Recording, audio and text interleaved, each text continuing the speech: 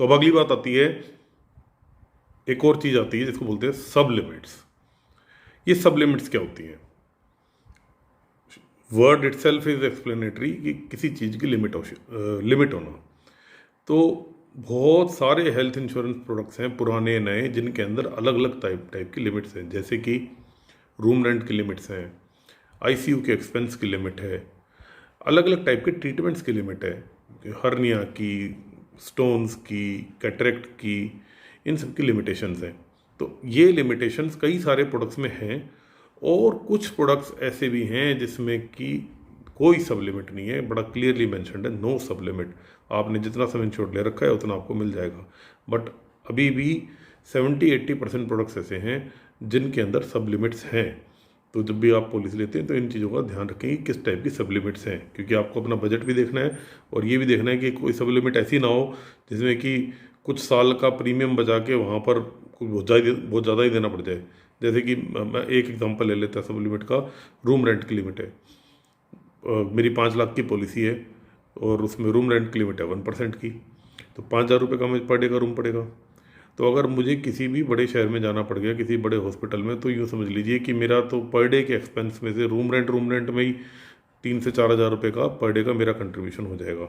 और अगर मैं 7-8 दिन भी रह गया तो मेरे सब लिमिट में ये समझ लीजिए काफ़ी अच्छा एक्सपेंस आ जाएगा कि मैंने जितना भी प्रीमियम में बचाया होगा वो बेसिकली मेरी जेब से वहाँ से उससे ज़्यादा निकल जाएगा। सब लिमिट के अलावा एक और पॉइंट होता है, उसको बोलते हैं को पेमेंट। को पेमेंट क्या होती है? को पेमेंट ये होती है कि कुछ ऑलमोस्ट हर कंपनी में जो भी हेल्थ इंश्योरेंस प्रोडक्ट्स हैं, सर्विसेज हैं, उनके प्रीमियम्स में फ़र्क है। दिल्ली मेट्रो सिटीज़, एक क्लास सिटीज़ का प्रीमियम अलग है और अदर लोकेशंस का प्रीमियम अलग है।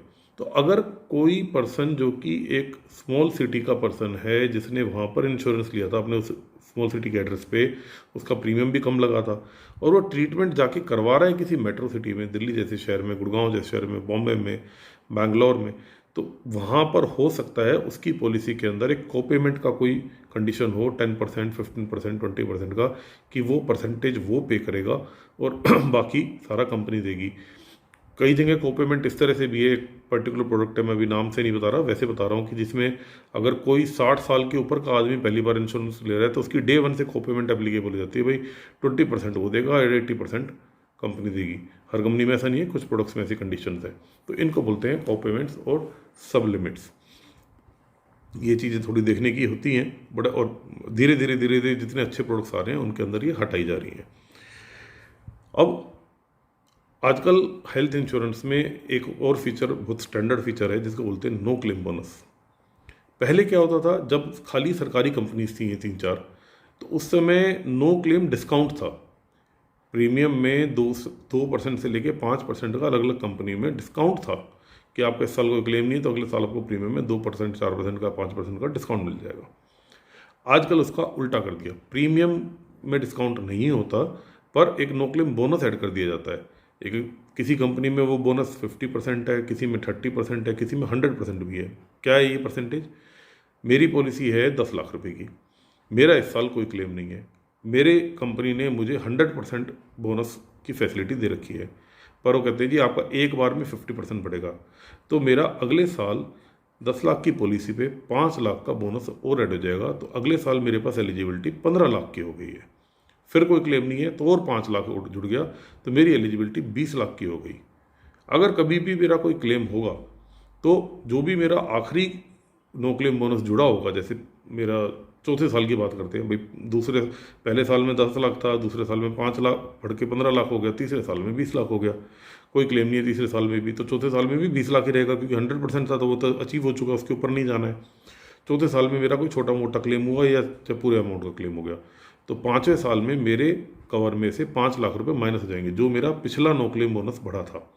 ठीक है, इसके लिए भी कुछ कंपनीज राइडर देती हैं कि भाई आप वो राइडर ले लीजिए, तो हमारा कुछ अगर आपका क्लेम थोड़े बहुत अमाउंट का हुआ तो हम ये आपका नो क्लेम बोनस नहीं हटाएंगे। कुछ एक आध एक्सेप्शन प्रोडक्ट्स ऐसे हैं जिसमें जो बोनस एक बार जुड़ गया वो जुड़ा रहता है, वो नहीं हटता चाहे कितना भी क्लेम हो, ऐसे भी प्रोडक्ट्स हैं। So basically as a point, no claim bonus is also one added benefit जो आज की तारीख में ऑलमोस्ट हर कंपनी दे रही है। कुछ कंपनीज में ये अप टू 50% है, कुछ कंपनीज में 100% है। अगला फीचर, ये बड़ा इंटरेस्टिंग फीचर है, और देखा जाए तो कंपनीज के प्रीमियम का जो डिफरेंस है ना, वो इस फीचर के कारण ही फर्क पड़ जाता सारा का सारा। इस फीचर का नाम है रिस्टोरेशन या रिफिल। ये है क्या? पहले क्या हुआ करता था, मान लीजिए मेरी पॉलिसी, वही एग्जांपल ले लेते 10 लाख का, 10 लाख की पॉलिसी है और किसी कारण से मेरा कोई भी हॉस्पिटलाइजेशन हुआ और मेरा ये 10 लाख रुपए ऑलमोस्ट पूरा एग्जॉस्ट हो गया। अब जब तक मैं हॉस्पिटलाइज हूँ तब तक तो देखो कुछ नहीं हो सकता।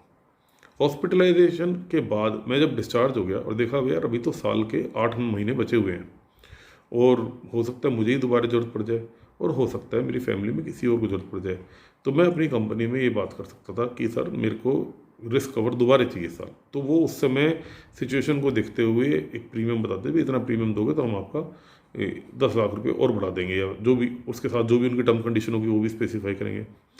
अब आजकल ये चीज़ इनबिल्ट आ रही है सारे प्रोडक्ट्स में, मैक्सिमम प्रोडक्ट्स में ये इनबिल्ट आ रही है, पर इसके साथ टर्म्स एंड कंडीशंस जुड़ी हुई हैं। जैसे कि 10 लाख के ऊपर 10 लाख का रीस्टोर है, अगर मेरा पहला 10 लाख खत्म हो जाता है तो कंपनी मुझे अगला 10 लाख दे देगी, पर क्या कंडीशन है उसके साथ? 2। पहली कंडीशन, ये मैक्सिमम कंपनीज में इनमें से दोनों या एक कंडीशन है, और कोई एक या दो ही ऐसी कंपनी है जिनमें ये दोनों कंडीशन नहीं है। जैसे पहली कंडीशन कि जो पहला 10 लाख है वो बिल्कुल जीरो हो जाना चाहिए। तो मान लीजिए किसी का हॉस्पिटलाइजेशन हुआ और उसमें से 10 में से 9 लाख रुपए खर्च हुए हैं, 1 लाख बच गए, तो वो रिस्टोरेशन एक्टिवेट नहीं होगा। अगले हॉस्पिटलाइजेशन के लिए 1 लाख रुपए ही हैं, अगर ज़्यादा खर्चा हुआ तो जेब से देना है और उसके बाद वो रिस्टोरेशन एक्टिवेट होगा। या पहली बार में अगर मान लीजिए 12 लाख का खर्चा हो गया तो 10 लाख कंपनी ने दिया, 2 लाख आपने दिया, डिस्चार्ज होने के बाद आपका रिस्टोरेशन एक्टिवेट हो गया, फिर से 10 लाख रुपए आपके पास अवेलेबल हैं। दूसरी कंडीशन, जो ट्रीटमेंट जिस मेंबर का, पॉलिसी में मान लीजिए 4 मेंबर हैं, हस्बैंड वाइफ और 2 बच्चे, हस्बैंड का ट्रीटमेंट हुआ था, तो पहले 10 लाख में जो ट्रीटमेंट हो चुका है वो अगले 10 लाख में दोबारा नहीं होगा। हस्बैंड का किसी और का है हो जाएगा, या हस्बैंड का कोई दूसरा ट्रीटमेंट होना है वो भी हो जाएगा। पर इसमें थोड़ा सा कैच है। कैच क्या है? कैच ये है कि अक्सर किसी भी पर्सन को जब ज़्यादा अमाउंट की ज़रूरत पड़ती है और उसको कोई क्रिटिकल ट्रीटमेंट होता है तभी पड़ती है, या फिर कोई मेजर एक्सीडेंट हो जाता है तब मल्टीपल हॉस्पिटलाइजेशन हो जाते हैं और खर्चा भी बहुत हो जाता है तब पड़ती है। तो उस केस में ये फीचर यूजलेस हो जाता है। क्यों? क्योंकि सेम ट्रीटमेंट के लिए वो बंदा एडमिट हो रहा है तो नहीं मिल पाता।